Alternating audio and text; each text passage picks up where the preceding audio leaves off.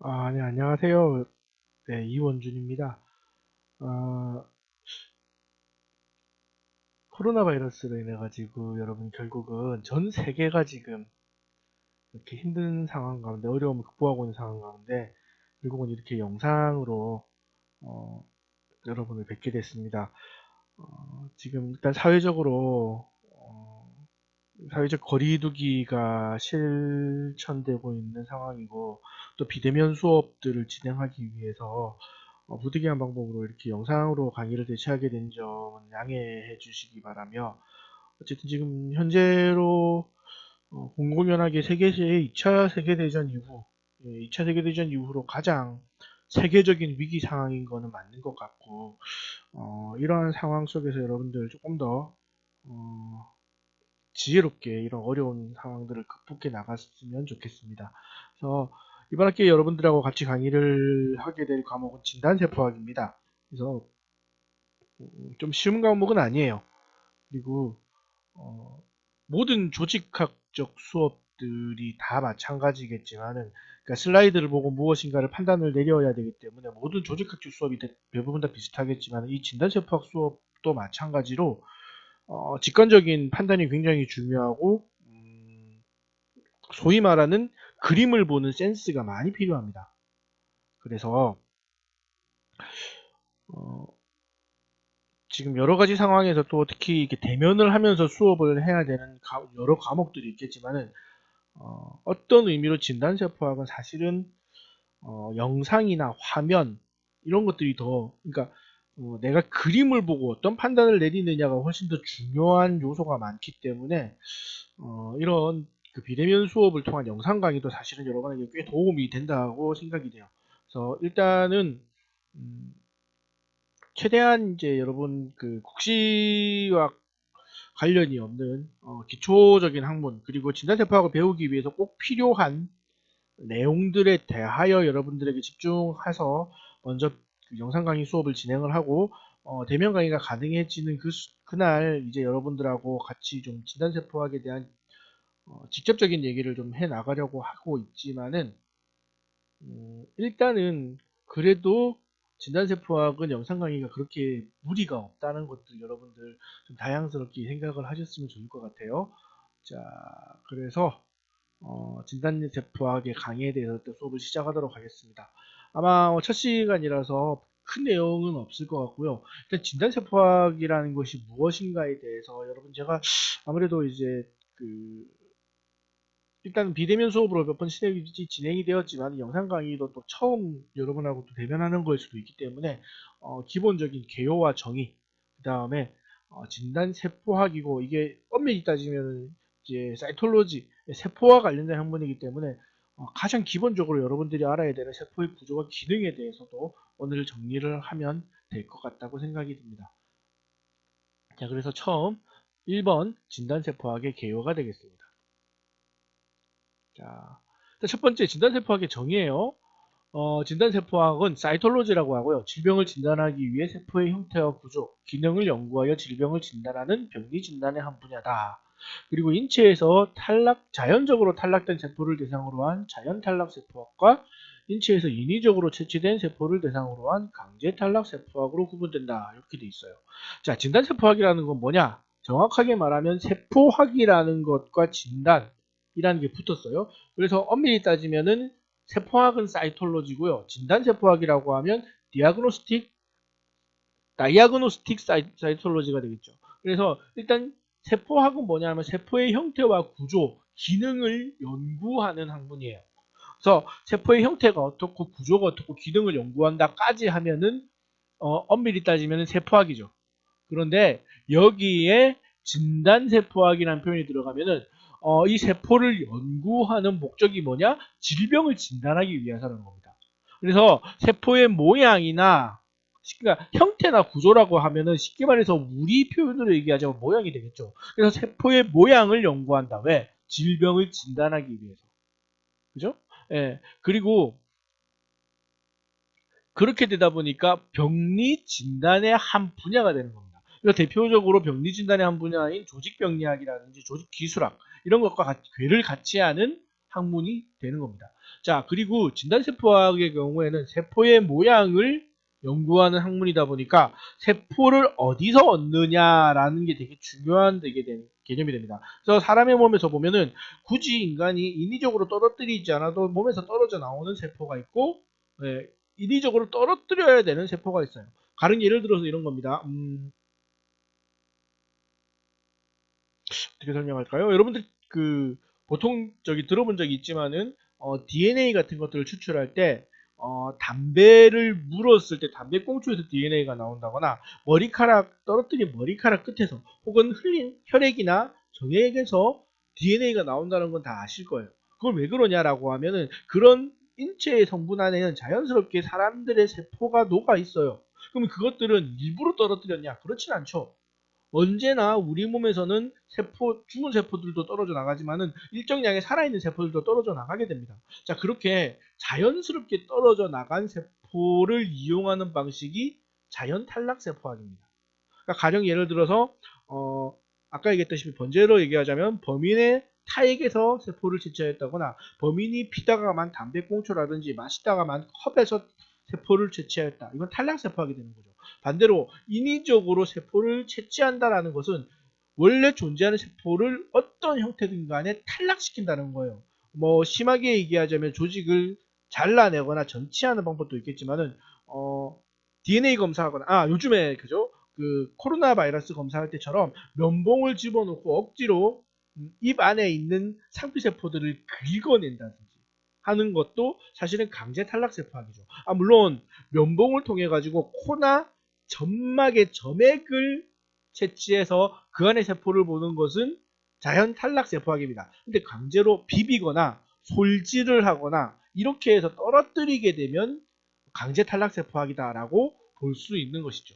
그래서 크게 두 가지 파트로 나눠지고요. 보통 환자, 그러니까 검사를 하는 사람의 피검자에게 가장 부담이 없는 검사법은 아무래도 자연 탈락세포학이 되겠습니다. 그죠? 자, 그 다음에 이제 진단세포학의 정의에 대해서 얘기를 조금 더 하자면은, 예, 진단세포학이랑 조직검사학이 비교가 되는 경우가 많아요. 자, 그게 뭐냐? 자, 병상 및 병리적인 조직의 형태와 구조를 관찰하기 위해 현미경적 표본을 제작하거나 관찰하기 위한 진단검사의 한 분야. 이게 바로 조직검사예요.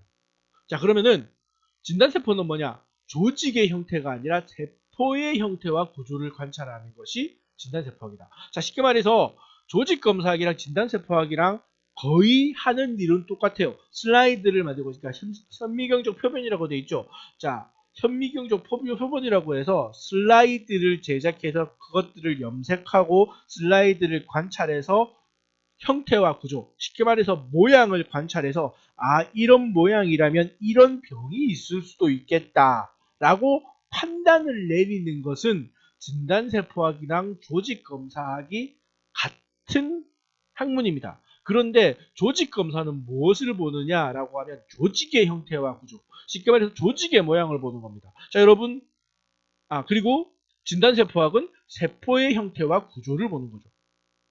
자, 말장난 같지만 사실은 굉장히 큰 차이가 있습니다. 자, 가령 예를 들면 이런 거죠. 자, 일단 기본적으로 여러분들이 배우셨을 시스템, 우리 몸에 개라는 걸 배우셨겠지만은 세포가 모여서 조직이 되고 조직이 모여서 기관이 되고 기관이 모여서 기관계가 되고 기관계가 모여서 바디, 우리 몸이 됩니다. 자, 그러면은 엄연히 따지면은 조직이라는 것은 세포가 모여 있는 상태를 얘기해요.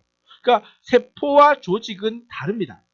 즉, 세포를 본다는 것은 한 세포의 모양, 쉽게 말해서 핵막이 어떻게 변했느냐, 핵 모양이 어떻느냐, 세포질의 모양이 어떻느냐, 세포질의 염색 상태가 어떻느냐, 혹은 세포막이 어떻게 변형됐느냐, 이런 것들, 세포 자체의 모양에 집중하는 것이 진단세포학이라면 조직검사학 혹은 조직병리학은 그런 세포들이 모여있는 형태가 어떻게 돼요? 모양이 어떻게 되느냐. 쉽게 말해서 세포들이 모여있는 형태가 부풀어 올랐느냐, 아니면 세포들이 모여있는 형태가 위축돼서 가운데에 모였느냐, 아니면은 막이 깨어졌느냐, 그러니까 쉽게 말해서 세포들이 이루고 있는 층이 깨어졌느냐, 그죠? 예, 이러한 형태를 관찰하는 학문을 조직검사학이다라고 하는 거죠. 그래서 둘은 굉장히 비슷하면서도 굉장히 다릅니다. 물론 여러분들이 병원에서 이 역할들을 수행하게 된다면 조직검사실이란 해부병리실이라는 조직검사와 진단세포를 함께하는 분야에서 아마 근무를 하게 될 가능성이 크고, 두 가지 업무가 묶이는 경우가 많지만은 엄연히 따지면은 둘 다 다른 학문이고 분야다라는 것들을 기억할 필요가 있을 것 같습니다. 자, 그래서 여러분 요 사진이 바로 조직검사랑 세포 진단세포학의 비교 사진이에요. 자, 보시면 아시겠지만 어, 판서를 조금 해볼게요. 어, 자, 이쪽 사진이 조직검사학이에요. 조직검사학이고 이쪽 사진이 진단세포학입니다. 자, 그런데 어떤 차이가 있느냐? 자, 일단 진단세포학은 세포 개개인의 모양에 집중해요. 그래서 여러분 이 세포는 이렇게 생겼고 이 세포는 이렇게 생겼고 이 세포는 이렇게 생겼다. 이런 개념이죠. 그래서 이 세포는 세포질이 푸르게 염색이 됐고 핵은 중앙에 위치한데 농축돼 있다. 이 세포는 세포질이 푸르지만은 이 세포에 비해서는 더 진하게 염색되었고 핵의 모양이 더 크고 울퉁불퉁하다. 이 세포는 세포질이 붉게 염색되었으며 핵이 이 세포보다 더 농축되었다. 그러므로 이 세포는 어떤 상태고 이 세포는 어떤 상태고 이 세포는 어떤 상태다 라고 얘기할 수 있는 게 바로 그러니까 세포병리, 사이톨로지가 되는 겁니다. 그럼 이건 어떠냐? 여러분, 세포 개개인에 집중하기 굉장히 힘들죠. 다만 세포의 모양이 이렇게 길쭉길쭉한 세포들이 층을 이루고 있다. 두 층을 이루고 있다든지 층을 이루는데 일정한 방향을 유지한다든지 중간에 이런 색을 가지고 있는 특이한 세포들이 보인다든지 그러므로 그리고 바깥쪽에 있는 층이 일정하게 구성되어 있다든지 이런 세포가 모여 있는 조직 형태 그리고 바닥에서는 핵이 크고 세포질이 없는 세포가 자라고 있지만 위로 올라가면서 세포질은 넓어지고 핵은 점점점 작아지고 있다라든지 이런 조직의 형태를 관찰하는 것이 조직병리학이다 라고 볼 수 있는 겁니다. 그래서 두 학문은 엄연히 차이가 있어요. 자, 이 차이를 왜 이렇게 강조를 하느냐? 바로 다음에 나오는 진단세포학과 조직병리학의 차이점 그리고 그것과 비교해서 가지는 진단세포학의 장단점이 극명하게 갈라지기 때문이에요. 자, 바로 보시도록 하겠습니다. 자, 일단 첫 번째 그래서 나오는 진단세포학의 장점입니다. 먼저 한번 읽어볼게요. 자, 진단세포학의 장점. 정신적인 면에서 환자에게 부담이 적다. 신속 저렴 간편하게 검사가 가능하다. 검체의 반복 채취가 가능하다. 다양한 병소에 대한 검사가 가능하다. 암뿐만이 아니라 염증과 호르몬 효과의 판정에도 효과적이다. 라고 돼 있죠. 이 5가지가 진단세포학의 장점이에요. 사실 여러분 이 5가지는 좀 외우실 필요가 있어요. 네. 여러분들이 이제 4학년이고 국시 공부를 또 준비해야 되면서 역시나 또 다르게 역시나 또 모의고사도 같이 공부를 해야 되죠. 그러다 보니까 이런 것들을 준비를 이제 미리 해 나가야 되는데 사실은 국시 문제의 진단세포학 분야의 단골 문제 중에 하나입니다. 진단세포학만의 장점과 단점이 무엇이냐. 그래서 장점이 5가지가 있는데 사실은 좀 구체적으로 아실 필요가 있어요. 하나하나 제가 좀 체크를 해드릴게요. 첫 번째, 정신적인 면에서 환자에게 부담이 적다라는 말은 일단 기본적으로 뒤에 나오지만은 진단세포학이 아무래도 비용이 간편해요. 여러분 조직 검사를 하기 위해서는 반드시 뭐가 필요하느냐? 조직을 떼어내는 과정이 필요합니다. 아마 여러분 조직기술학에서 배웠을 거예요. 예, 절치생검, 소파생검, 큐렛생검, 뭐 그다음에 뭐 니들 바이옵시, 파인 니들 아스피레이션, 그죠? 뭐 그죠? 침생검, 그다음에 그러니까 가는 바늘 흡입생검, 뭐 이런 것도 있죠. 예, 전부 다 무슨 뭐를 하느냐? 어쨌든 사람의 피부를 뚫고 들어가서 조직을 떼내는 과정입니다. 그죠? 예, 아프고요. 일단 기본적으로 검사를 수행하는 검사자가 굉장한 스킬을 가지고 있어야 되기 때문에 일단 몸을 열어야 되잖아요. 그죠? 그것들이 물론 가는 바늘로 찔러 넣는 행위라고 하더라도 절대로 의료인이 아닌 이상 그런 행위를 할 수가 없어요. 그렇기 때문에 환자에게 기술이 필요하고 환자에게 기술이 필요한다라는 말은 그 검사를 받는 사람은 검사 비용이 올라간다는 얘기입니다. 두 번째, 환자에게도 정신적인 부담이 큽니다. 무슨 말이냐라고 하면은 기본적으로 여러분 그런 검사들은 다 수술적인 검사를 동반하고 대부분 다 통증이 있어요. 그렇기 때문에 진단세포학을 활용하게 되면 이런 것들, 특히 탈락세포학을 활용하게 되면 몸에서 자연적으로 떨어져 나오는 세포들을 검사의 검체로 쓰기 때문에 환자의 부담이 확연히 줄어듭니다. 그리고 역시나 마찬가지로 몸에서 자연적으로 떨어져 나오는 세포들을 이용하기 때문에 신속하고 저렴하고 간편하게 검사가 가능합니다. 기본적으로 조직 검사를 하기 위해서는 이 특정 부분을 마취하고 조직을 절개해야 되는, 쉽게 말해서 통증을 유발하고 조직을 절취하는 과정이 필요하기 때문에 엄밀히 따지면 그렇지 않은 조직 검사, 절개 방법도 많이 있지만 대부분의 조직 검사는 수술을 전제로 한다는 것들을 생각하면 이 진단세포학이 얼마나 신속 저렴 간편한지가 알게 될 거예요. 자, 세 번째는 굉장히 큰 특징인데 검체의 반복 채취가 가능합니다. 가령 얘기해서 이런 겁니다. 가령 조직 검사를 예로 들자면 이런 거예요.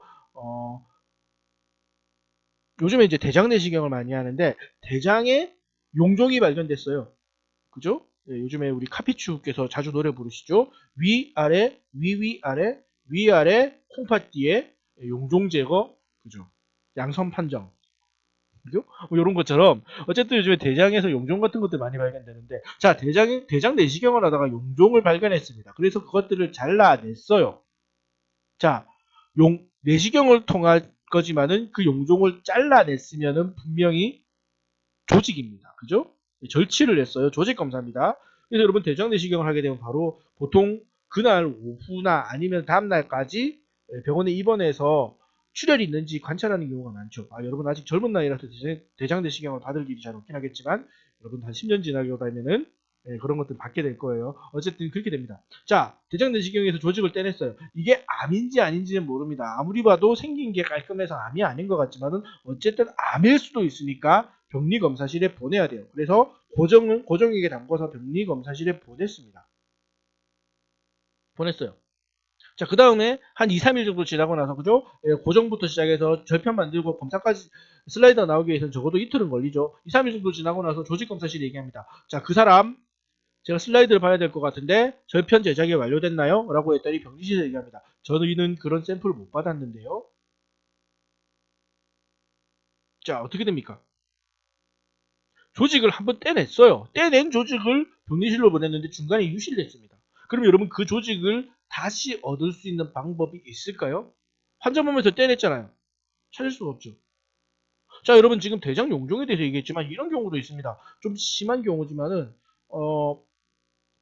간염이 너무 그러니까 간염인지 간암인지 확인이 안 되는 간의 염증이 너무 심해서 복부를 열고 수술을 시작을 했는데 아무리 봐도 간암인 것 같은 조직을 발견해서 보통 간은 4분의 3을 제거해도 사람이 살 수 있어요. 굉장히 놀라운 장기입니다. 그래서 간의 일부를 절개해서 절취해냈습니다. 간의 일부를 잘라냈어요. 그리고 나서 그 간을 조직 검사하기 위해서 보냈습니다.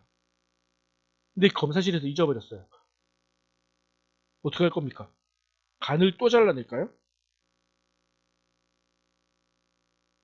그죠? 예.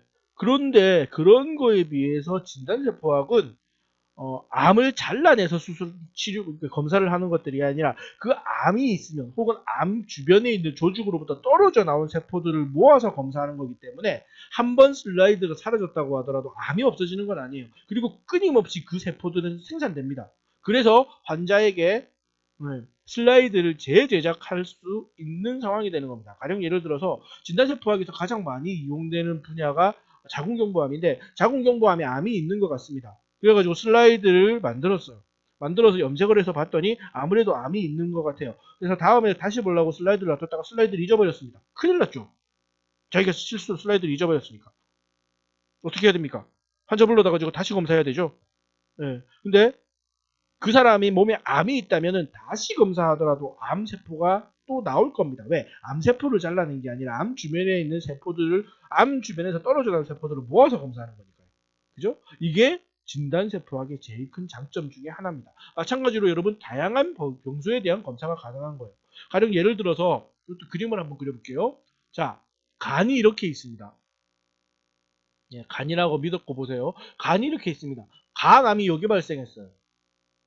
아니면은 그러니까 간의 요쯤에 이제 쓸개가 붙어 있고 이게 쓸개에서 담도라고 하죠. 쓸개 길이 이렇게 나 있는데 아무튼 암 증상이 있어가지고 어디선가 암이 발생한 것 같은데 그게 간에서 발생했는지 쓸개에서 발생했는지 아니면 이 담도에서 발생했는지 아니면은 더 심한 경우 이렇게 생긴 췌장에서 발생했는지 알 수가 없는 거야. 총담관이죠. 그죠? 알 수가 없는 거야. 자, 그래가지고 이 사람의 배를 열었어. 그래가지고 블라인드 테스트라고 하죠. 자, 보통 이제 여러분들이 간 조직 검사 같은 경우에는 이런 게 있어요. 간은요, 조직 검사를 하기 위해서 배를 열기가 너무 힘들어요. 그래서 간 조직 검사는 여러분 조직 기술학에서 배우셨겠지만 보통 니들 바이옵시를 합니다. 어떻게 하냐면은 이따만한 그 바늘 있죠. 큰 바늘. 조직 이 바늘이 아니고 마치 빨대같이 보이는데 어쨌든 그지? 예, 그 굉장히 굵고 긴 바늘을 사람의 몸에서 바로 다이렉트로 이렇게 이 사람을 예를 들면 간을 조직을 검사해서 바늘을 쿡 꼽았다가 쭉 빼요. 그럼 어떻게 됩니까? 이 바늘 안에 간이 이렇게 들어가 있겠죠.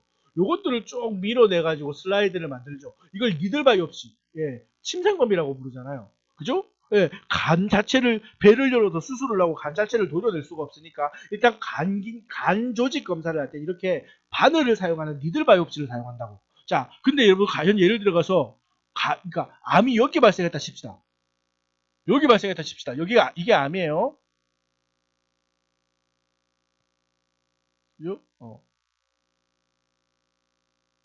얘가 암이에요, 얘가.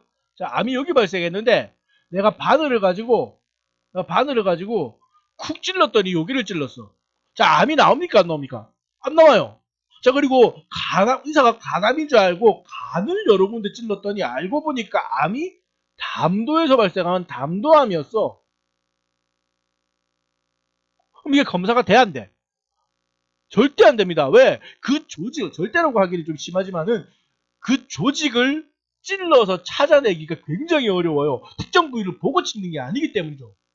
블라인드 테스트라고 하죠. 눈을 가리고 찌르는 거나 다름없어요. 근데 여러분 만약에 물론 지금 간을 진단세포학적인 검사를 할 수 있는 방법은 아직까지는 개발되지 않았어요. 하지만은 가령 이것들을 이 간과 담도와 쓸개와 이런 곳에서 떨어져 나온 세포들이 복강 내에, 그러니까 이 전체가 배라면은 배 안에 물에 고여 있고 이 물을 뽑아가지고 진단세포학을 했다면은 그게 간에서 발생했든 췌장에서 발생했든 담도에서 발생했든 쉽게 말해서 쓸기에서 발생했던 간에 암세포는 떨어져 나온다는 거죠. 그렇다면은 그것들이 바로 다양한 병소에 대한 검사가 가능하다라는 것에 근거가 되어 주는 것입니다. 이게 바로 진단세포학의 가장 큰 장점 중에 하나예요. 자, 마지막으로 진단세포학은 암뿐만이 아니라 염증과 호르몬의 효과의 판정에도 효과적이다라는 말은 뭐냐? 진단세포학적으로 여러분 슬라이드를 보게 되면은 이 사람의 세포의 상태를 보고 이 사람은 암이다 아니다 뿐만이 아니라 이 사람은 암이 아니라 만성염증이다, 급성염증이다, 혹은 호르몬 평가라는 건 이런 겁니다. 이 사람의 자궁 경부의 슬라이드를 보고 이 사람이 생리 중이다, 아니면 배란일이다, 아니면 배란일 전이다, 배란일 이후다, 아니면 임신기다, 아니면 배란이 끝난 폐경기다, 이런 것까지 판단이 가능해요. 사실 조직학 검사로 그렇게까지는 할 수는 없거든요. 그런 것들이 가능한 것이 바로 진단세포학의 장점이 되겠습니다. 자, 그렇다면 진단세포학의 단점도 있겠죠. 그렇게 하면 여러분 조직검사가 다 사라졌을 거 아닙니까? 그죠? 진단세포학이 이렇게 좋은데 왜 조직검사를 하겠어요? 돈도 많이 들고 사람도 아픈데. 그래서 진단세포학의 단점을 보자면 이제 이런 것들이 치명적인 이런 단점들이 있어요. 대표적인 게 뭐냐라고 하면 이것도 읽어볼게요. 병변의 정확한 위치 및 크기 파악이 어렵다. 두 번째, 조직검사에 비해 주관적이다. 세 번째, 병변의 유형과 종양의 진행 정도를 파악하기 어렵다. 네 번째, 부적합한 검체 지시 진단 결과가 불확실하다. 다섯 번째, 확정 판정이 불가능하다.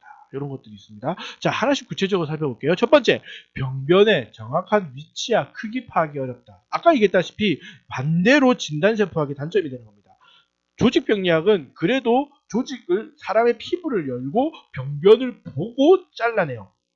그래서 간에서 조직검사를 냈는데 조직검사의 결과가 음성으로, 그러니까 악성으로 판정이 났다. 그러면은 정확하게 조직 검사를 어디서 떼냈는지 알 수 있기 때문에 어디에 암이 있는지도 정확하게 알게 된다는 겁니다. 그리고 그 크기까지 파악이 가능하죠. 근데 배 안에 있는 액체에서 암세포를 발견해서 간암이 있는 것으로 판단했다? 그러면은 간에 어디? 방금 얘기했다시피 그게 간일 수도 있고 담도일 수도 있고 쓸개일 수도 있고 췌장일 수도 있어요. 그럼 검사를 다시 해야 된다는 거죠. 그죠? 네. 배에 차 있는 복수에서 암세포를 발견했는데 누가 봐도 간세포 같지는 않고 그렇다고 해서 담도세포 같지도 않다. 굉장히 골치 아픈 일이 벌어지는 겁니다. 그죠? 그래서 정확한 위치도 파악이 안 돼. 만약에 그게 간이라고 알려줬다 치자. 그럼 간에서 암세포가 얼마나 커졌고, 그죠? 사실은 그래서 1번하고 3번이 연결되는데, 자, 간인지 아닌지 어딘지도 모르는 데다가 크기도 몰라. 거기다가 뭐가 문제냐? 자, 방금 정확한 위치를 모르기 때문에 그게 병변의 유형, 이게 간암인지, 쓸기암인지, 담도암인지, 췌장암인지 알 수가 없어. 유형이 뭔지 알 수가 없다는 거예요. 여러분, 간암이면은 암이지만은 이게 선암종이, 그러니까 말 그대로 여러분 암종인지 육종인지도 몰라. 결합 조직에서 발생했는지 상피 조직에서 발생했는지도 알 수가 없는 경우가 생긴다는 겁니다. 그죠? 또 크기 파악이 어려우니까 이게 종양이 상기인지 사기인지 일기인지 이긴지 몰라. 그러니까 기껏해가지고 돈을 안 들이기 위해서 진단세포학적 검사를 했더니 결국은 암세포가 나왔다. 조직 검사를 또 해야 되는 거예요. 그죠? 자, 두 번째 문제입니다. 이게 굉장히 큰 문제 중에 하나인데 주관적이에요. 무슨 말이냐? 형태를 보는 검사학인데 조직학은 누가 봐도 암이다, 누가 봐도 또 암이 아니다라가 어느 정도 판단이 돼요. 무슨 말이냐? 쉽게 말해서 조직을 떼서 보면은 멀쩡한 조직 사이에 암 조직이 이게 파고 들어가는 모양이 뚜렷하게 보입니다. 근데 조직 검사에 비해서 주관적이라는 거는 세포기 때문에 세포 하나가 이렇게 생겼는데 너무 이상하게 생겼다. 세포가 이렇게 생겼는데 세포의 핵이 약간 이렇게 울퉁불퉁하고 커졌다. 그러면 암세포로 의심이 가능해요. 왜? 핵은 가능하면 예를 들어서 이런 세포가 있다면 핵은 가능하면 작고 중앙에 둥글수록 좋은 세포거든요. 근데 이렇게 생겼다? 이거 암이 의심된다라고 얘기하는 거예요. 근데 어떤 주변에 똑같은 직업을 가지고 있는 진단세포학적 학자가 지나가면서 에이 이 정도는 암 아니에요. 아닌데 내가 보기엔 암인데? 아닌 것 같은데? 사람마다 심하다 심하지 않다의 판단이 굉장히 주관적입니다. 또 그것도 있지만은 핵의 염색 상태도 자주 봐요.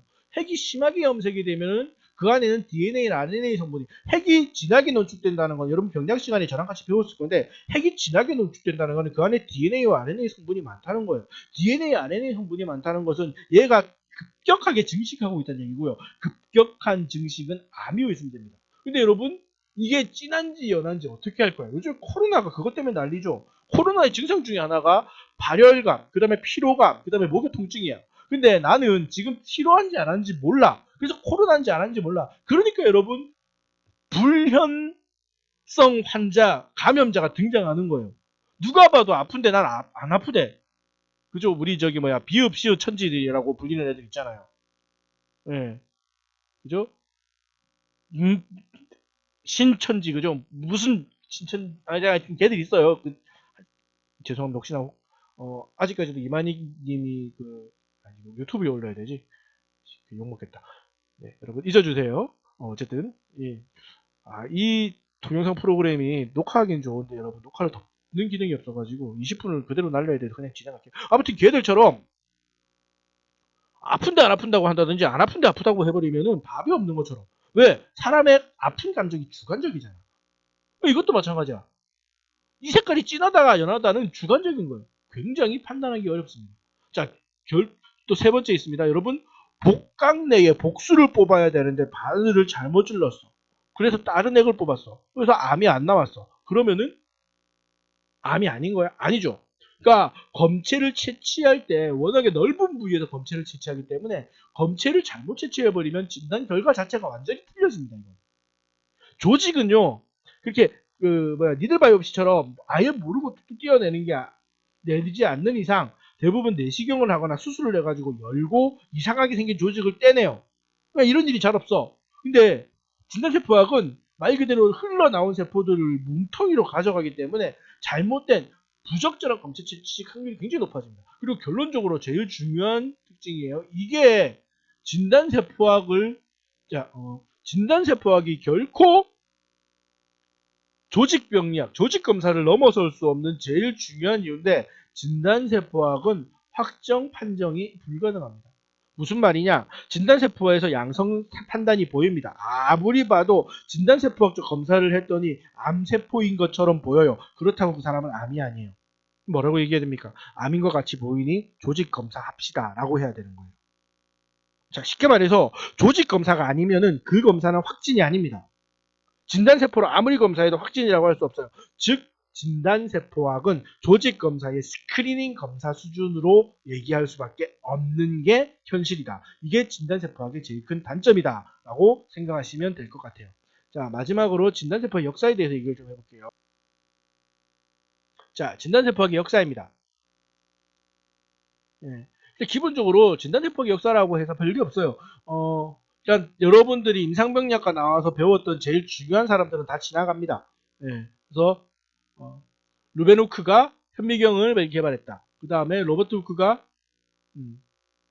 콜크를 보면서 콜크가 방처럼 생겨가지고 처음으로 셀룰러스라고 얘기하면서 쉽게 말해서 세포라는 명령을 처음 했다. 그 다음에 퍼킨이라는 사람이 일단 기본적으로 아닐린 염료라는 염료를 발견해가지고 세포를 염색하죠. 그리고 모든 생명체는 기본적으로 세포를 바탕으로 이루어지는 세포설이라는 걸 주장하게 돼요. 이 세 사람, 엄밀히 따지면 로버트 훅이랑 그 다음에 르베노프, 이 사람 두 사람이 좀 중요하겠죠. 근데 그것보다 중요한 건 진단세포에서 제일 중요한 사람, 진단세포의 시작이자 끝인 사람은 결국은 파파니콜라우라는 이 분이십니다.